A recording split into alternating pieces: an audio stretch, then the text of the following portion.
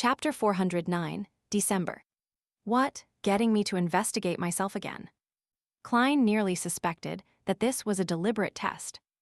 An organization that uses tarot cards to represent itself really is interesting, and I think so, but I don't want to sell myself out. Right, Capim's matter is clearly not that simple. He had a total of 4 Beyonders protecting him, so there must be a powerful faction behind him.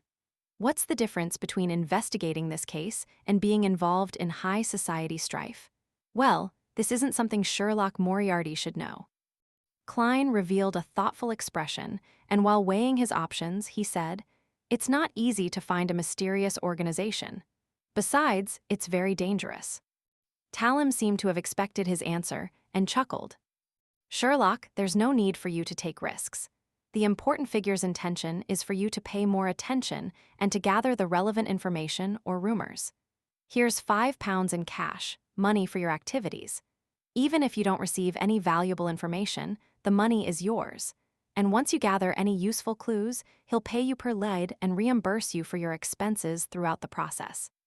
Such good conditions. That important figure has put a lot of his attention on this matter. Does he have connections with the forces behind Capim, or does he wish to find the mysterious organization that uses tarot cards as a code name to help him? Reimburse. It's been a long time since I've heard someone promise me something like this. Since he's already gone so far by promising me such perks, it would appear very suspicious if a private detective were to refuse the commission. Furthermore, the matter of investigating myself should clearly be left to me. Klein hesitated for a few seconds and said, "All right, I'll do my best." He didn't stand on ceremony, and he accepted the 5 one-pound notes that Talim handed him, intending to provide a vague clue every week or two. Isn't the Aurora Order looking for the Fool? The Fool is obviously part of a tarot card. I hope that important figure will pursue this path all the way and get rid of Mr. A. A thought began to form in Klein's mind. Under St. Samuel Cathedral, Sole Assurer Sost assembled his team together to discuss their subsequent actions. He looked at the black-haired, green-eyed Leonard Mitchell and asked, half asking and half evaluating, "If I were to relegate this matter to you, how do you plan on investigating the 2 cases related to the tarot ritual?" Leonard lifted his hand to comb his hair, smiled, and said, "First, I would go according to my train of thought from before. I would do a reverse search for the people or organizations seeking the Fool's believers. They might know something. Second, I would reinvestigate the first 2 cases and place all the people involved in a name list, regardless of if they were suspects or not. Then, I'll use the powers of a nightmare to inquire and eliminate them one by one. The devil might be in the details, hidden in the person who's most improbable." Sost let out a chuckle. "I've read through the dossiers. These 2 cases involve a lot of people, each living in different places. Wanting to re-examine them is quite difficult, and some of them are already Beyonders who are secretly active beneath the surface. They know how to hide themselves very well, and we have no way of knowing where they are. If we were to perform an investigation according to your idea, then what we need wouldn't be a small team. The church would have to inject at least 5 more sequence 7 or above Nighthawks, and the corresponding support personnel. The case we are in charge of is focused on the devil summoning case," another red glove reminded Leonard. Leonard didn't seem angry as he let out a soft laugh. "I know, I'm only providing my point of view.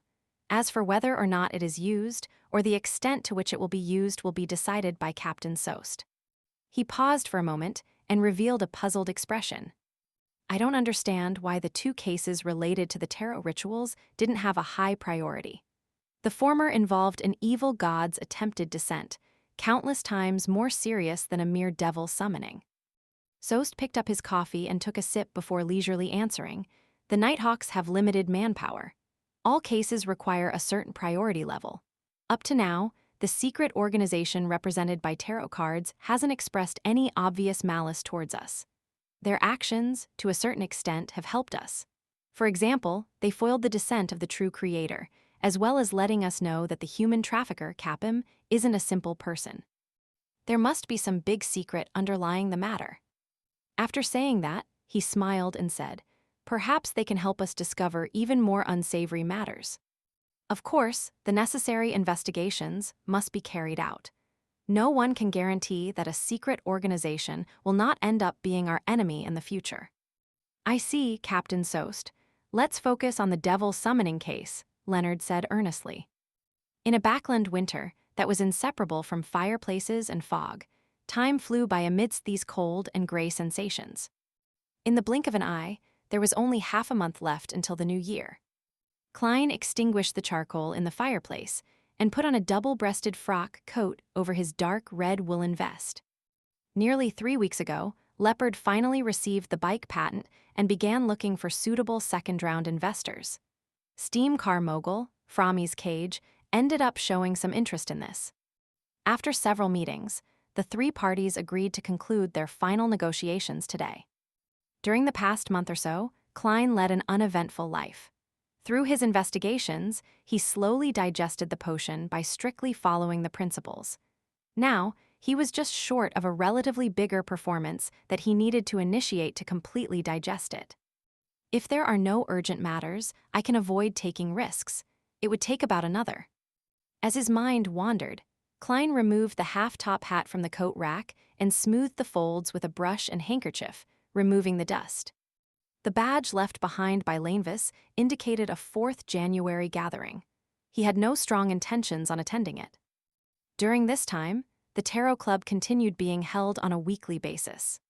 Klein obtained a few pages of Roselle's early diary entries, allowing him to witness how he went from a weakling, who only knew how to dream without taking actual action, to becoming a playboy who actively hunted. Apart from this, he gained almost nothing. Although the werewolf Beyonder characteristic was handed over to the Hanged Man for sale via the world, a sale involving more than £1,000 was obviously not easy to close. The werewolf's unique trait of being cursed also caused many interested parties to shrink back from it. However, a few days ago at a tarot gathering, the Hanged Man told the world that he had contacted an artisan from the Church of the God of Steam, and the other party was clearly interested. Let's hope the deal will be closed this week. There are still no clues to the wind-blessed formula which Mr. Hanged Man wants. Klein packed his personal belongings, picked up his cane, wore his hat, and walked out the door. The wind-blessed potion formula was a sequence 6 formula. It wasn't that easy to encounter one. The Hanged Man, Alger, had waited for more than a month without receiving any good news. Justice Audrey, after undergoing a long period of observation and testing, was finally accepted by the psychology alchemists.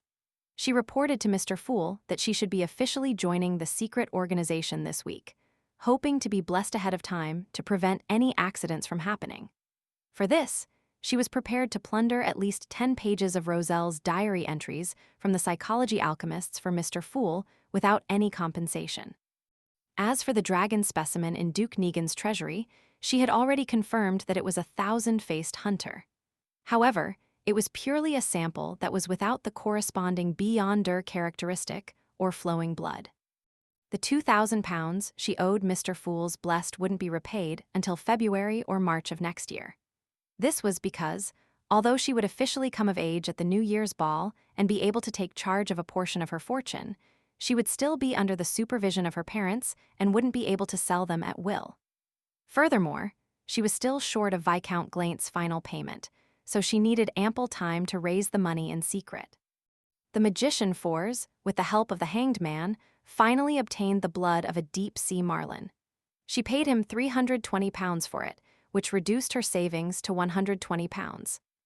In order to make up for her loss and for the stomach pouch of a spirit eater, she began to furiously rush to write her new book, which quickly took shape. It told a story about adventure, love, traveling, storms, pirates, and many other elements fused into a whole. Her and Dorian Gray's correspondence never stopped, and the other party had recently announced that they would be coming to Backland to pay their respects to Alyssa, Lawbarrow, and Lawrence. The son Derek, who was acting normally as suggested by the Hanged Man, continued his daily patrols, amassed merit points, and didn't attempt any rituals. At every tarot gathering, he would skillfully pretend to be asleep, and he didn't reveal any problems for the time being. Usually, he would occasionally take a nap to prevent any irregularities from being detected, which would put him under suspicion. According to him, Shepherd Elder Lovia, didn't leave the bottom of the spire 7 days later and was still locked in there for unknown reasons. With the Aurora orders Mr. A searching for the followers and blessed of the fool, they failed to receive any valuable clues with Klein's deliberate attempt to keep a low profile. And the Beyonders, who knew the honorific name of the fool, all understood that they should never chant such words carelessly. Unless they were in dire straits, and they definitely didn't have the courage to pray to an existence that was suspected of being an evil god. Emlyn mentioned the last time that he had some clues for the corresponding ingredients and that he might be able to confirm it soon. But the problem is that I'm lacking the money now. With a silent grunt, Klein took his cane and walked to Lawyer Jurgen's door. When the doorbell rang, he took the initiative and instinctively took 2 steps back.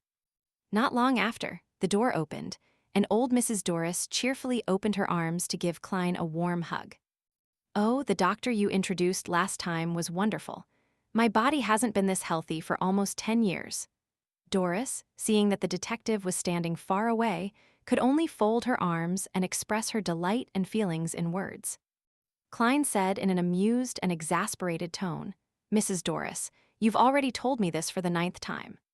He saw Brody, the black cat, sitting on top of the coat rack. Although it looked precarious, he was able to maintain his balance. "I can do that as well." Klein made a self-evaluation.